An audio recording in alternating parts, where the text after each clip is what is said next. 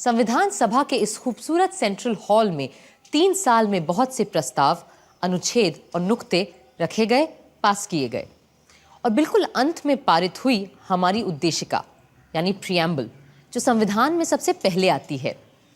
संविधान अगर एक राजनीतिक संवैधानिक दस्तावेज है तो ये उद्देशिका उसका दार्शनिक नजरिया, the philosophic vision document of our constitution.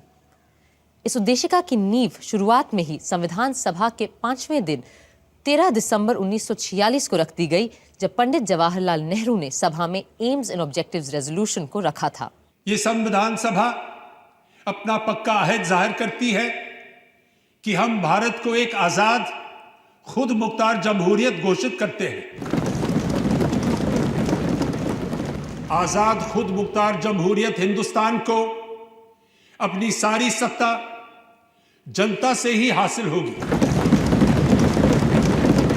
और इसकी गारंटी देते हैं कि भारत के पूरे आवाम को सियासी, सामाजिक और आर्थिक इंसाफ, दर्जे, तरक्की और कानून के आगे बराबरी, विचार, इजहार ख्याल, बयान, राय, धर्म, पूजा, नौकरी, संगत और काम की आजादी, माइनॉरिटीज, पिछड़ों, आदिवासियों और दूसरी दबी पिछड़ी जातियों को माकूल सुरक्षा,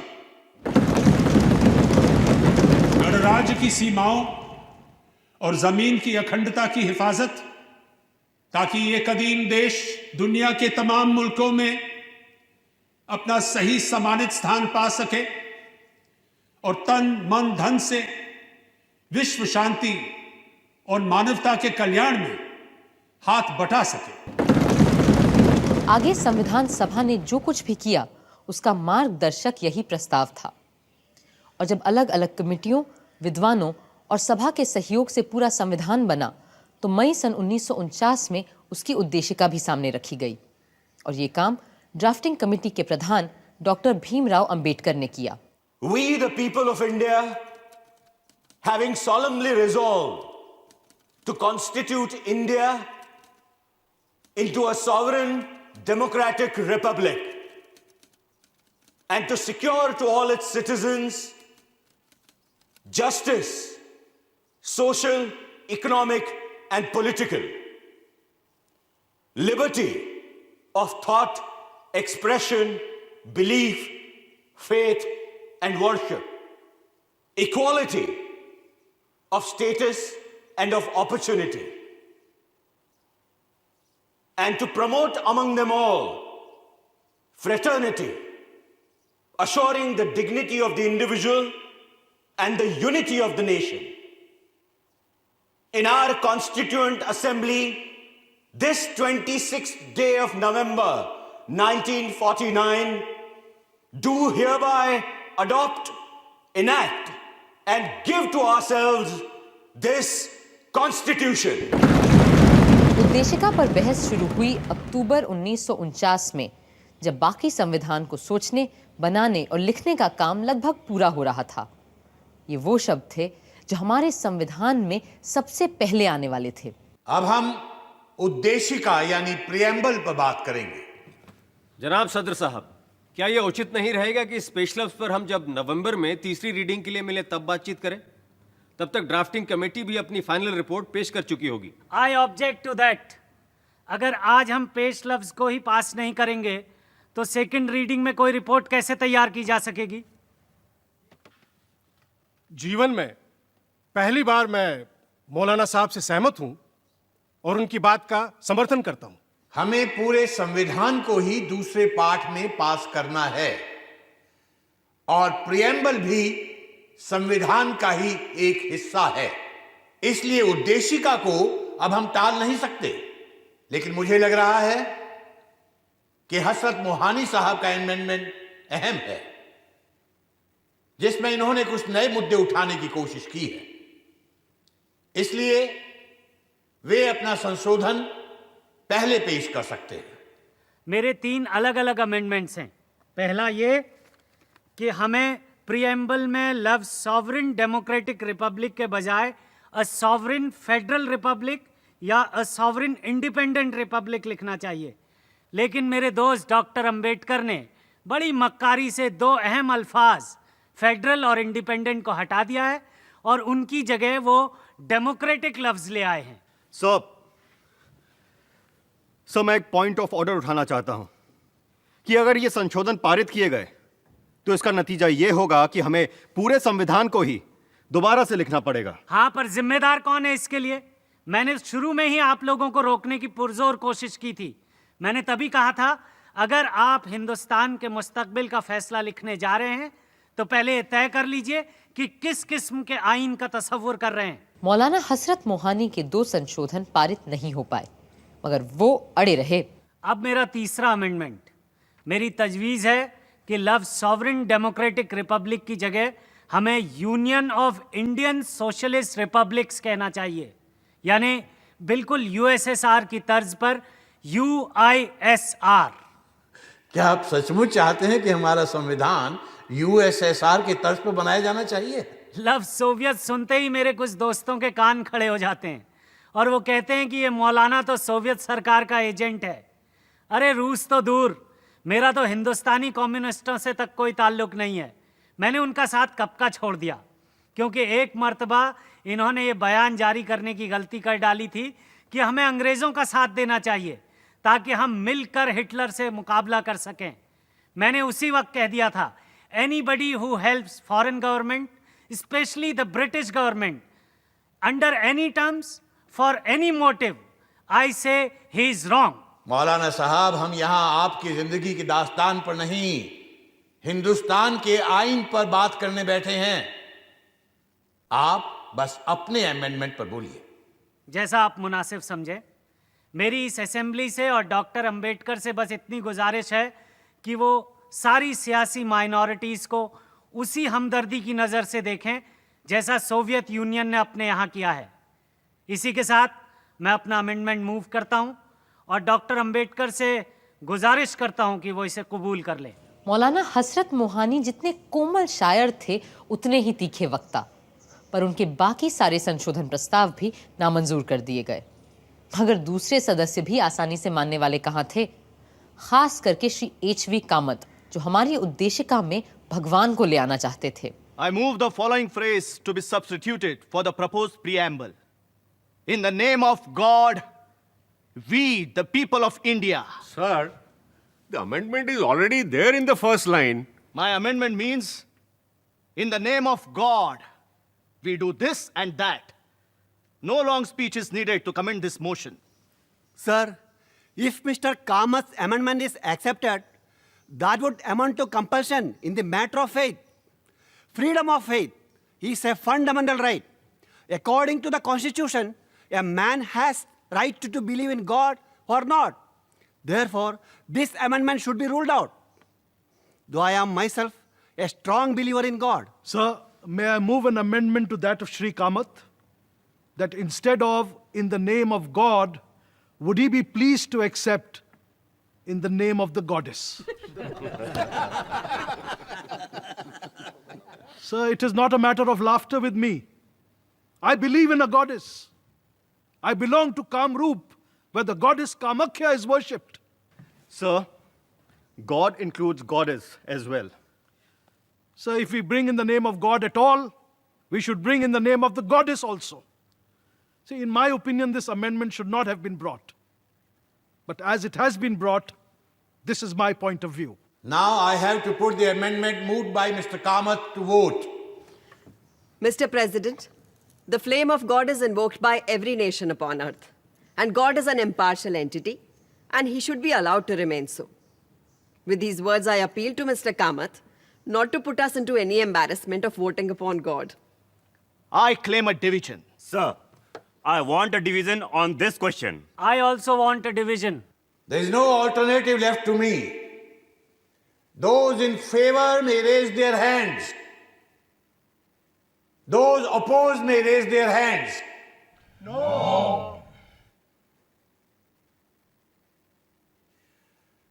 The amendment is rejected. Sir, this is a black day in our history. God save India. भगवान के अलावा महात्मा गांधी का भी मुद्दा था जो अपने भक्तों के लिए किसी भगवान से कम नहीं थे। Sir, I beg to move कि उद्देशिका में निम्नलिखित को बदल दिया जाए। सर्वशक्तिमान भगवान जिनके प्रताप और मार्गदर्शन में हमारे राष्ट्रपिता महात्मा गांधी ने देश का नेतृत्व किया और हमें गुलामी से आजादी की ओर ले गए। आई ओपोज द अमेंडमेंट। मैं नहीं चाहता कि महात्मा गांधी का नाम हमारे संविधान में लिया जाए, क्योंकि यह संविधान गांधीवादी है ही नहीं। हमें अपने राष्ट्रपिता का नाम बहुत सोच समझकर ही इस्तेमाल करना चाहिए। यह उनके प्रति सम्मान और प्रेम का ही सबूत होगा अगर हम उनका नाम संविधान में ना ही घसीटें। आदरणीय आचार्य कृपलानी जी की अपील पर मैं अपना संशोधन प्रस्ताव वापस लेता हूं। बात सिर्फ ईश्वर या बापू के नाम की ही नहीं थी। कई लोग बहुत से नए शब्द और विचार उद्देशिका में लाना चाहते थे जो कम महत्व के नहीं थे। हम भारत के लोग भारत को एक संपूर्ण प्रभुत्व संपन्न लोकतांत्रिक गणराज्य बनाने के लिए देश के प्रत्येक नागरिक को निम्न चीजें देने का प्रण करते हैं। 1. जीवन यापन का यथोचित मौका। 2. मुफ्त और लाजमी शिक्षा। 3. मुफ्त दवा इलाज। 4. Compulsory military training. एक एक ऊंट और मोटरसाइकिल भी दिलवा दीजिए ना सबको। यह आप प्रस्तावित कीजिए ना। सर, धर्मनिरपेक्ष यानी सेकुलर शब्द को हमारे संविधान में जगह ही नहीं मिली, जबकि हमारे कई राष्ट्र नेताओं ने कई बार इस शब्द पर बहुत जोर दिया है। मैं कहता हूं कि हमें इस शब्द को अपने प्रीएम्बल में शामिल कर देना चाहिए, क्योंकि इससे माइनॉरिटीज के दिल को संबल मिलेगा और साथ ही में वो जो लोफरगिरी हमारे पॉलिटिक्स में घुस आई है वो भी थोड़ी कम हो जाएगी। सर, मैं एक और शब्द पर जोर डालना चाहूंगा और वो है समाजवाद, सोशलिज्म। मेरा पक्का विश्वास है कि भारत का भविष्य समाजवाद में ही है और मुझे समाजवादी समाज में पूरा यकीन है।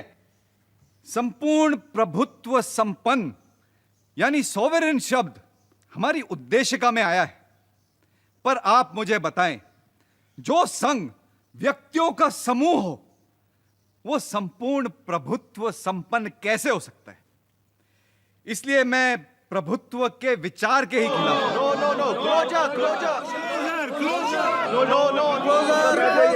जी, मैं बड़ी मोटी चमड़ी वाला ढीठ हूं, आपके चीखने चिल्लाने से बैठने वाला नहीं हूं। श्री ब्रजेश्वर प्रसाद को बैठना ही पड़ा, किंतु 25 साल बाद उनके सुझाए दोनों शब्द समाजवादी और पंथ निरपेक्ष यानी सोशलिस्ट एंड सेक्युलर उद्देशिका में आ ही गए। उधर श्रीमती पूर्णिमा बैनर्जी ने कई महत्वपूर्ण नुक्ते सामने रखे। Sir, I feel that the preamble forms one of the most important parts of the Constitution.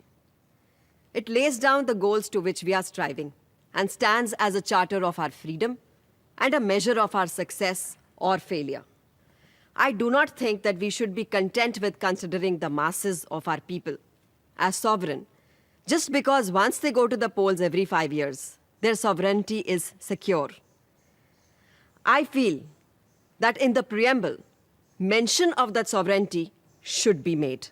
अगले वक्ता थे गांधी जी के समाजवादी शिष्य आचार्य जेबी कृपलानी, जो कांग्रेस पार्टी में पंडित नेहरू और सरदार पटेल दोनों से अलग विचार रखते थे। Mr. President, like a seasoned host, you have reserved the choicest wine for the last. हालांकि इस प्रियम्बल पर बहस शुरू की ही बैठकों में होना ज्यादा सही होता, क्योंकि यह संविधान की तमहीद है। इस तरह हमें प्रियम्बल सतर्क कर पाता कि कहीं हम इसके बुनियादी उसूलों से हट तो नहीं रहे हैं। इस सभा में रोज दर रोज और हफ्ता दर हफ्ता बैठकर मैंने यह महसूस किया है कि हम इस उद्देशिका के बुनियादी उसूलों को भूलकर अक्सर भटकने लगते हैं। Yes, we get distracted. ये उसूल वैसे तो कानूनी या संवैधानिक उसूल नहीं है, बल्कि आत्मिक और सैद्धांतिक हैं। अब जमहूरियत या जनतंत्र को ही ले लीजिए। What exactly is democracy?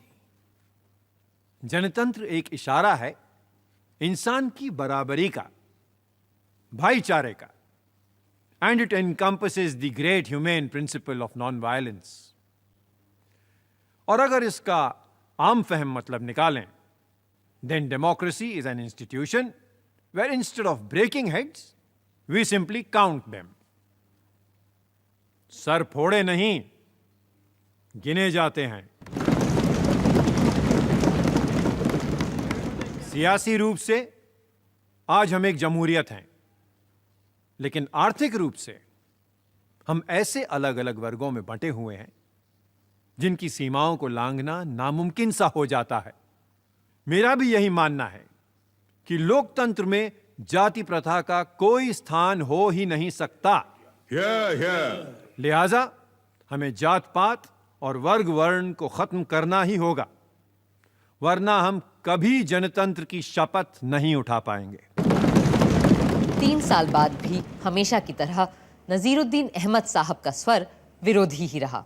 I would like to submit, sir, that the success of a democracy depends on its actual working and has nothing to do with what is stated in the preamble or the constitution.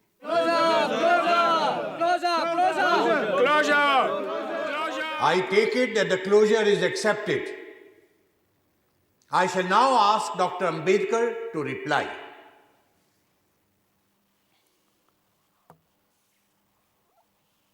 Sir, the point in the amendment which is supposed to make it different from the preamble drafted by the drafting committee lies in the addition of the words, "the people from whom is derived all power and authority." So why don't you accept it? Those members of the House who are worried should not separate the other parts of the amendment from the closing words. We, the people of India, in our Constituent Assembly, this day, do hereby adopt, enact, and give to ourselves this Constitution. Reading it in that fashion. महोदय, कौन सी जनता? भारत की जनता? उनका तो सवाल ही नहीं उठता। यहां केवल संविधान सभा के सदस्यों की बात हो सकती है। I would like the honorable members to consider a portion of preamble of the Constitution of the United States. We, the people of United States, do ordain and establish this Constitution for the United States of America. As most members know, that Constitution was represented by a very small body. So I do not understand, unless a man was absolutely pedantic, that a body of people, 292 in number, representing this vast continent in their representative capacity, can't say that they are acting in the name of the people of this country? Does this preamble embody the desire of the House that this Constitution should have its root, its authority, its sovereignty from the people? It certainly does. Therefore, I am not willing to accept the amendment. और इस तरह doctor Ambedkar के नेतृत्व में काम कर रही drafting committee का बनाया प्रियम्बल पास हो गया और हमारे संविधान का हिस्सा बन गया।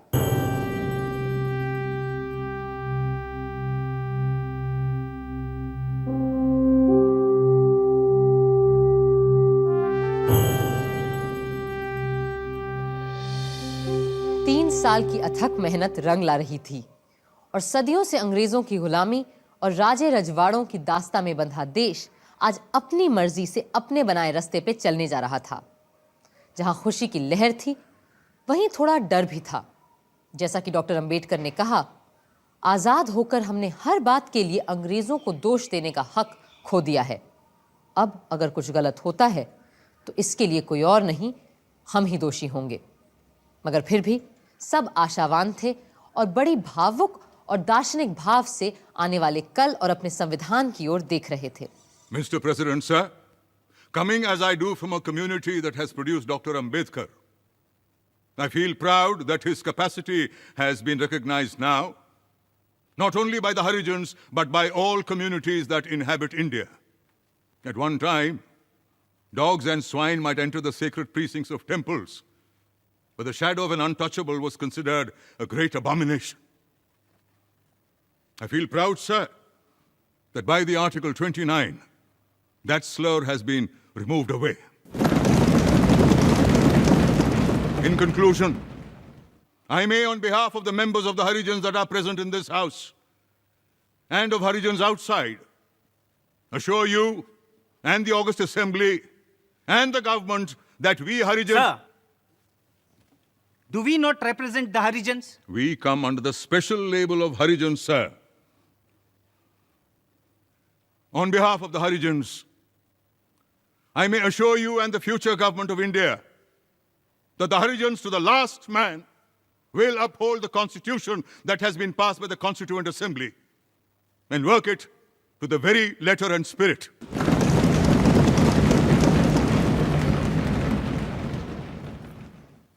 Sir, it is something like this. We wanted the music of Veena or Sitar, but here we have the music of an English band. The first and foremost advice which Mahatma Gandhi ji gave in his picturesque language was that the constitutional structure of this country ought to be broad-based and pyramid-like. It should be built from the bottom and should taper right up to the top. What has been done is just the reverse. The pyramid has been reversed. Whether or not we are right in having discarded Gandhiji's idea of constitution making, it is too soon for us to judge. The future will judge for itself.